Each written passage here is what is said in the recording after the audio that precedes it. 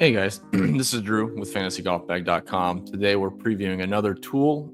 This is going to be the Spectrum Edge available to pro members. So we'll jump right into it. This shouldn't take too long to give you a rundown. So the Spectrum Edge, we got a little write up here in terms of what we're trying to accomplish.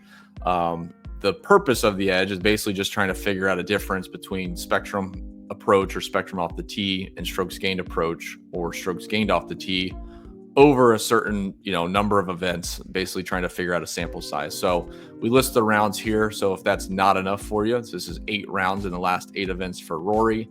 We can go back to the last 16 events on the PGA Tour calendar.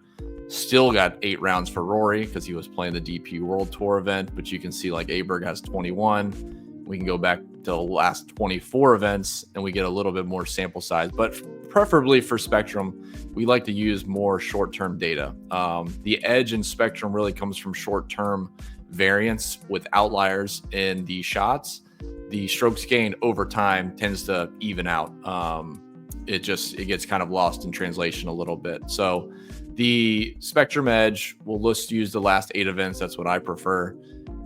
Depending, this could be literally 2 rounds and I can see an edge.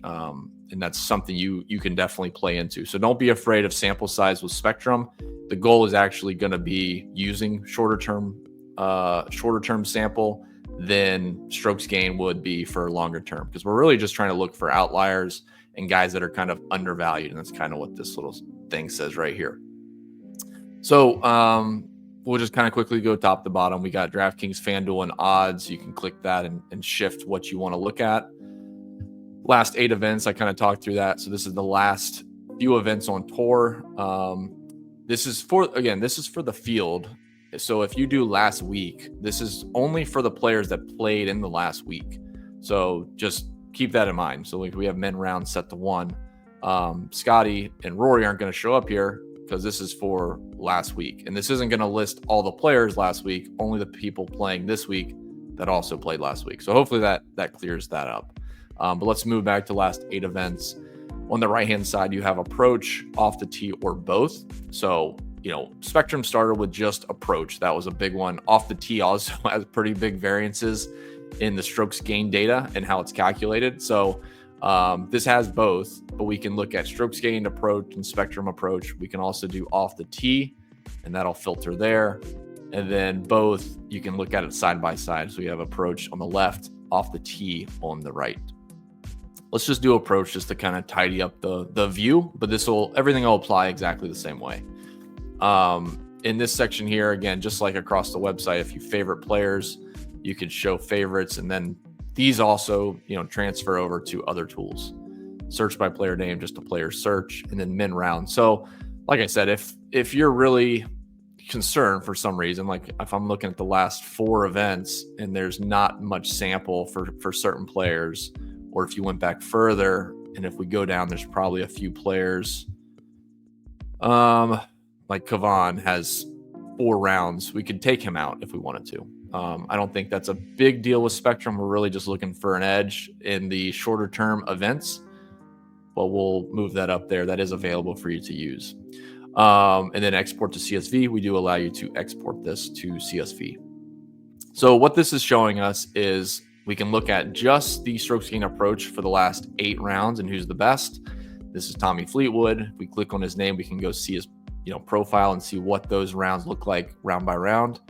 Then our Spectrum Edge is our new calculation for Spectrum based on all those shots, what we deem as outliers for that player, because each player has a different outlier. Scotty Scheffler's outlier could be losing 1 stroke on approach, when the outlier for Keegan Bradley, it could be minus 1.5. Like there's a different threshold there. Then the app edge is basically just looking at what is the difference between what we determine is correct for, properly scaling the approach numbers, removing those outliers. And you can see here, the one thing I will point out is this edge is strictly off of the difference in Spectrum and strokes gained approach. So has there been times where, because Spectrum was positive, this person really trended up? Yes. But what I tend to do is look at both positives for both. So like we'll do greater than or equal to 0 So now we have everyone that's actually positive with strokes gained approach, and then we can look at the edge for just those people. So again, you can certainly take it out and look at everything, but honestly, like Max Homa has an edge, but he's still negative. So like either you keep it positive for strokes gained or you just bump it positive for spectrum. Both have value, but the goal here is to find an edge over the approach. This is also available in the Stat Model Pro, which we'll go over in another video. Hope that helps, and best of luck. We'll see you later.